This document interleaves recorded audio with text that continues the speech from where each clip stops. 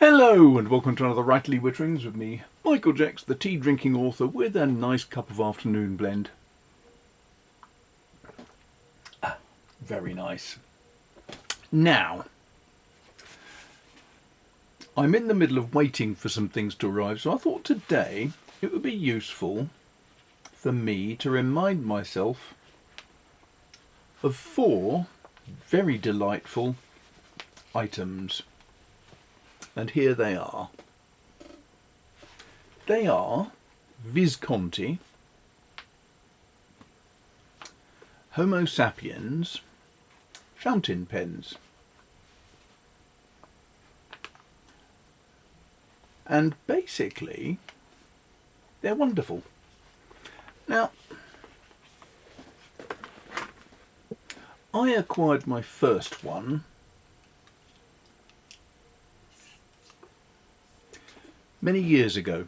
I was, at the time, working with Exeter University. I was a consultant, effectively. We had, within the Royal Literary Fund, the Royal Literary Fund pays authors every year to go into universities and help students, free of charge. It's just a service for students in the UK.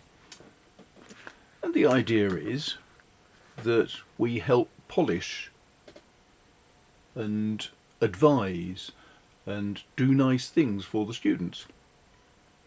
And I used to do it every day with my wonderful old Churchill fountain pen from Conway Stewart. And I loved that Churchill. It was the first thing I bought when I had a decent royalty check back in 1999 or so. And I loved it and used it regularly.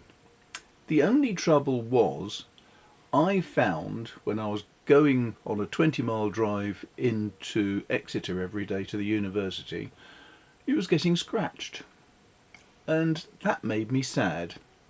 So in the end I decided I was going to do something about it. And I bought this.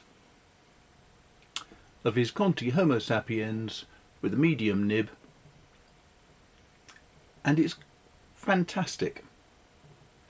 It has this strange material which looks dull and actually a bit sort of grim when you look at it. But this strange material is composed of volcanic rock from, I think it's Mount Etna, which has been crushed down, then bonded together with something, and it makes this literally hard as rock material. You cannot scratch it. You cannot break it without really exerting a lot of effort.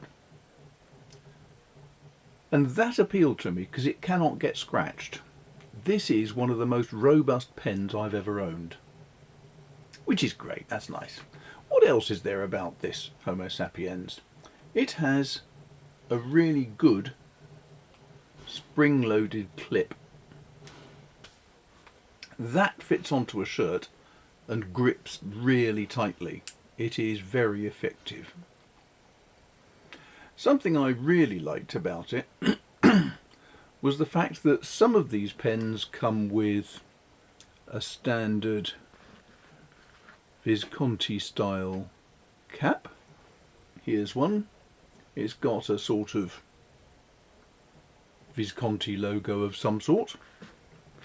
Here's another one which has a Visconti V logo. This doesn't.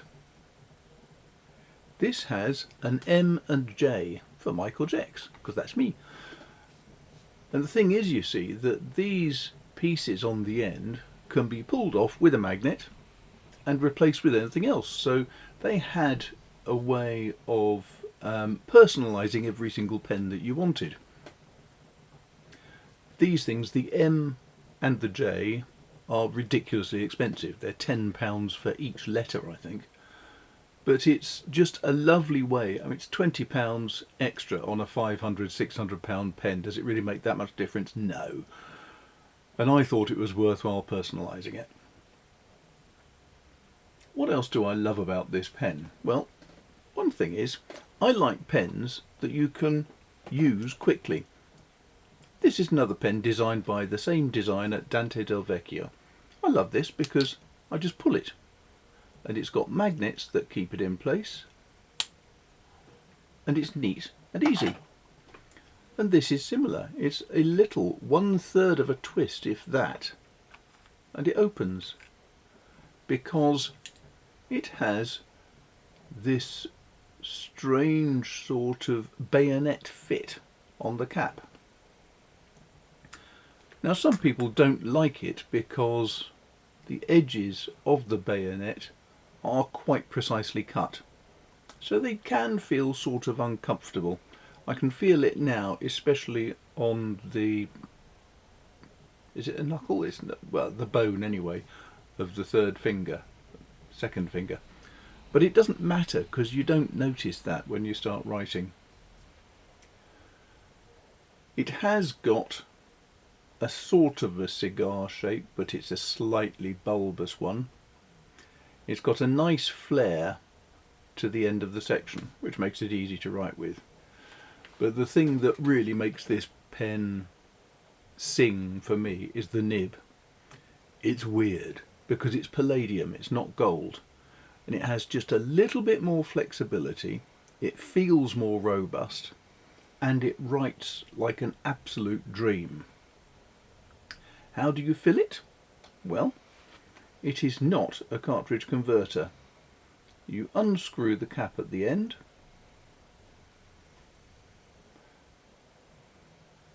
pull on the end, you dip the nib into a bottle of ink, and then you press down.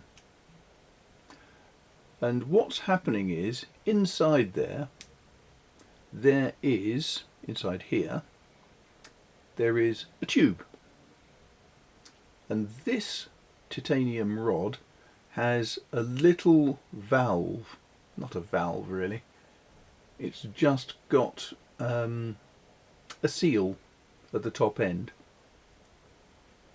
So when you push down, it's actually pushing ink and everything out of the pen. But at the bottom here there's a flare. So you've got a simple tube, then a flare at the bottom. So when the washer, when the seal gets to the flare and goes beyond it, you've got a massive vacuum has been created behind the flare. So as you get to the bottom, the vacuum sucks ink straight in. Sounds a bit curious, but it works like a dream. It is magnificent and very effective. It writes superbly well. It has a brilliant bayonet cap fit. It has an excellent clip, and it works as well as the very best pens on the planet. Now, this is not my only Visconti. I'm going to talk about one other while I'm here. It's this one. It's subtly different because it's got silver or chromium type details, whereas this is bronze. Now I like the bronze because it has gradually developed its own patina. Some people don't like that, I do. This is different though because you can see it has a clear acrylic window here, and you should just be able to see a clear acrylic window here. It is basically the same pen. Instead of the medium nib, this one has a fine, but it has the same dimensions, it has the same feel, it has the same bayonet fit for the cap, and it has a similar, not quite the same, filling system. Now, you should just be able to see there through the window, and then as I push forward you can see that there's a seal going forward. This pen's different because it has one small ink reservoir here and it has a massive ink reservoir here. And that has two delights. The first is, when you're writing, you can contain a huge amount of ink in that reservoir. Much more than my standard. It is a sort of pen you can fill up once a week and write constantly every day, and you won't lose what you're doing. You can write with it with the pen screwed down, and in that case you're only using the ink in this smaller reservoir.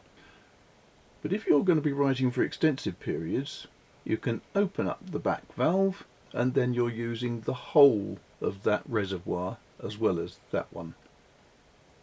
But if you fill your pen and you're going on a plane flight, pressure in a pen can make, if there's, for example, a little bit of air in the back there, with the change in pressure, the air expands and forces ink out into your cap or all over you and makes a mess.